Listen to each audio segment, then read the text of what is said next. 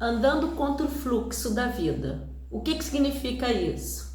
Quando nós estamos fazendo coisas erradas, coisas que não são lícitas aos olhos de Deus, estamos andando contra o fluxo, contra a vida, porque aquilo que nós plantarmos, nós vamos colher. Então não adianta a gente fazer as coisas achando que ninguém está vendo, que nosso irmão não está vendo, que o nosso colega não está vendo, que o nosso patrão não está vendo, que a nossa esposa ou marido não está vendo, que nossos parentes não estão vendo, que nossos vizinhos não estão vendo. Porque Deus, ele enxerga todas as coisas. Nós podemos estar escondidos do homem, mas nós nunca vamos estar escondidos de Deus. Porque Deus nos contempla a cada instante. E quando a gente semeia coisas erradas, nós não vamos colher bons frutos. A palavra de Deus nos ensina isso. Aquilo que a gente semear, a gente vai colher. Então, se você semeia coisas erradas contra o seu próximo, contra o seu irmão, a palavra de Deus diz: se você não consegue amar o seu próximo a quem vê, quem dirá a Deus que não vê? Deus, quando ele ensinou os 10 mandamentos, não matarás, não amarás seu Deus como sobre todas as coisas, e seu próximo como a ti mesmo, não matarás, não furtarás, não adulterarás, todos os mandamentos. Depois ele falou que podíamos resumir todos em 2.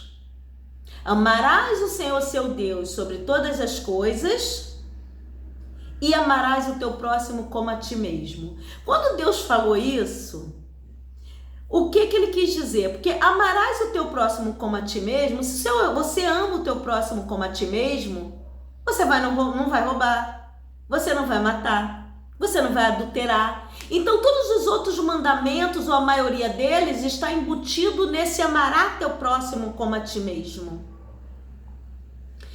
Então Deus, ele nos contempla com olhos de fogo. E aquilo que a gente pede a ele, quando a gente busca a ele, ele nos concede, ele nos dá a seu devido tempo. A Bíblia diz que há um tempo determinado para todas as coisas aqui na terra. A Bíblia diz: buscai primeiro o reino de Deus, as demais coisas vos serão acrescentadas. Não é buscar primeiro as demais coisas, correr atrás de dinheiro. Claro, nós precisamos trabalhar, tá? Não tô falando que não tem que trabalhar.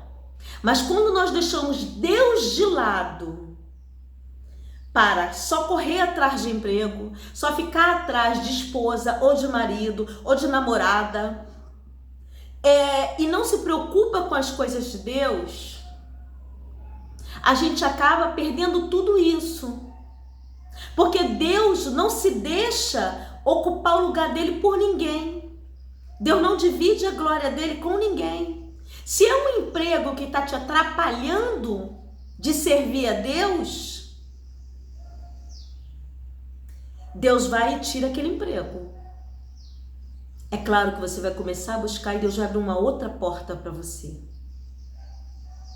Mas ele tira momentaneamente, por quê? Porque ele te ama e porque ele quer uma aproximação de você com ele.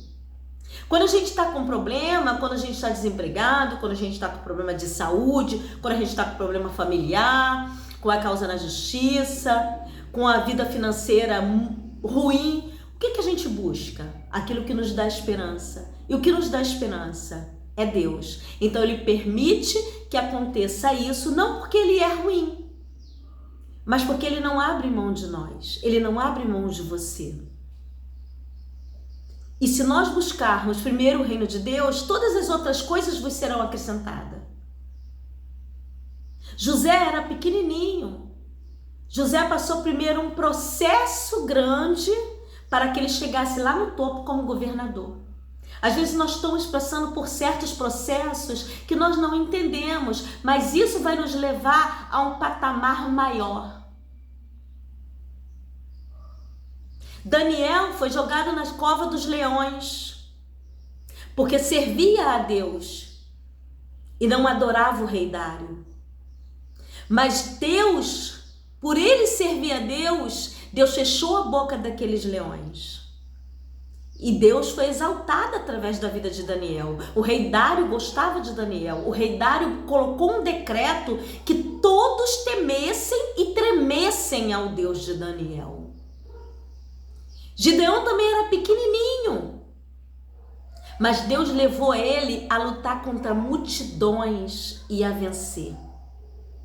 E é assim que Deus faz. Às vezes nós estamos passando um processo e nós não entendemos. Mas Deus está nos preparando para um algo maior.